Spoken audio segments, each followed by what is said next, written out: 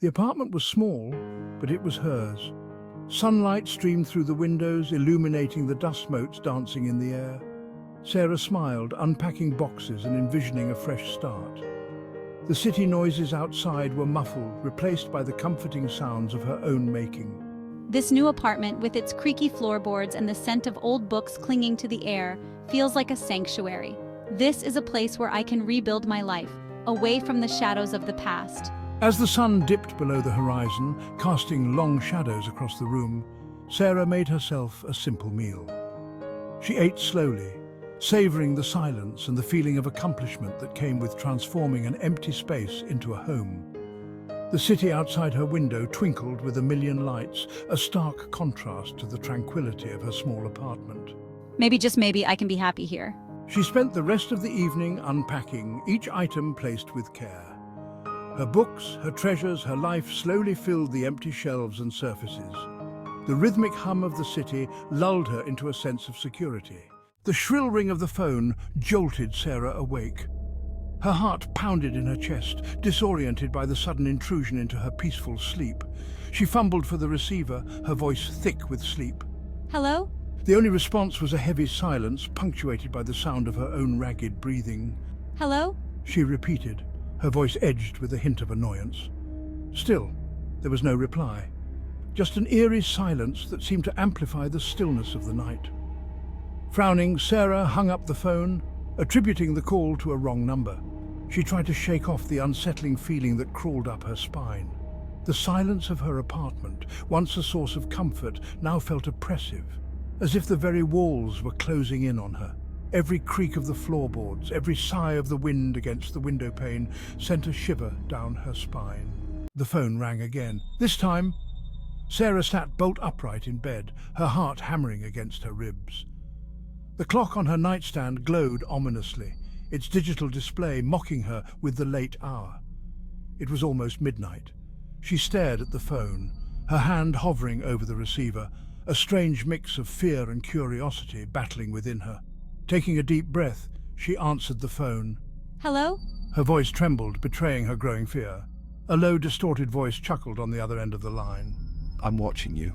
The voice whispered, sending chills down her spine. The line went dead. Sarah's blood ran cold. She jumped out of bed, her bare feet padding silently across the cold floor. Rushing to the window, she peered out into the darkness. She was alone. Or was she? The phone continued to ring throughout the night, each call a hammer blow to Sarah's fragile sense of security. Each time, the voice whispered the same chilling message. I'm watching you. Terror, raw and consuming, threatened to overwhelm her. Sarah paced her apartment, her phone clutched tightly in her hand, a lifeline to the outside world. Desperate for reassurance, she called her best friend, her voice trembling as she recounted the night's events. It's probably just a prank, Sarah. Try not to worry too much. Her friend's voice, normally so full of laughter, was laced with concern. She offered words of comfort, but her reassurances rang hollow. Driven by a primal need to feel safe, Sarah called the police. We'll send a patrol car to check on you, ma'am. Stay inside and keep your doors locked. The police officer's promise of a patrol car offered little comfort. The threat felt too personal, too insidious to be deterred by a passing patrol car. She was alone, trapped in her own private nightmare. The silence was no longer peaceful, but heavy with anticipation. As the first rays of dawn pierced through the darkness, Sarah felt a momentary surge of relief. The calls had stopped. But the fear lingered, a knot of dread in the pit of my stomach. The police arrived, their faces etched with professional concern. They dusted for fingerprints, checked the phone lines, asked all the right questions, but Sarah knew it was futile. The stalker hadn't physically entered my apartment. He had invaded my sanctuary through the phone lines, his voice a poisonous whisper in the dark. Exhausted and emotionally drained, Sarah sank onto the edge of her bed, her body trembling with residual fear. She couldn't shake the feeling that she was being watched, that every move she made was being scrutinized by unseen eyes. The sunlight streaming through her window, once a symbol of hope, now seemed to mock her vulnerability. Days turned into a sleepless blur. Sarah barely left her apartment, her once bright sanctuary now a prison of her own fear. She jumped at every creak of the floorboards, every rustle of leaves outside her window. Her phone became her enemy, a constant reminder of the terror it had inflicted upon her. One evening, as dusk settled over the city, I heard a knock on my door. My blood ran cold. The knock came again, insistent, demanding. Gathering her courage, she crept towards the door, her hand trembling as she reached for the handle. Taking a deep breath, she flung the door open, ready to confront her tormentor. But the hallway was empty. Her heart pounded in her chest, her eyes darting back and forth, searching for any sign of movement. And then she saw it. A small, plain brown package lay on her doorstep. It hadn't been there before. The package was addressed to her name and address scrawled in an unnervingly familiar handwriting.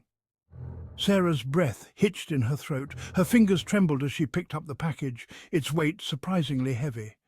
Fear warred with curiosity, urging her to open it, to uncover the mystery that lay within. I carried the package inside, my movements mechanical, my mind racing. Placing it on the table, I stared at it, fear twisting in my gut. But a strange compulsion drew her to it, a need to know who was behind the terror that had consumed her life. With trembling hands, Sarah tore open the package. Inside, nestled amongst layers of tissue paper, was a framed photograph. Sarah's blood ran cold. It was her, asleep in her bed, taken the night the phone calls had started. The photo slipped from Sarah's grasp, falling to the floor with a soft thud. Her mind reeled, struggling to comprehend the implications of this chilling discovery. The stalker had been in her apartment. He had stood over her as she slept, capturing her vulnerability in a single, terrifying image. But who was he, and what did he want? She searched her memory, desperately trying to recall anyone who might harbor such malice towards her. Had she unknowingly wronged someone? Was this a cruel joke gone too far?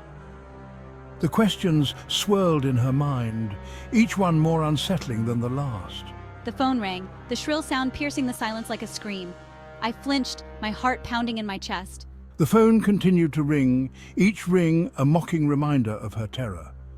Sarah knew with chilling certainty that it was him, and he was watching. Always be cautious when you're alone at night. You never know who might be closer than you think. Follow and subscribe for more spine-chilling short horror stories.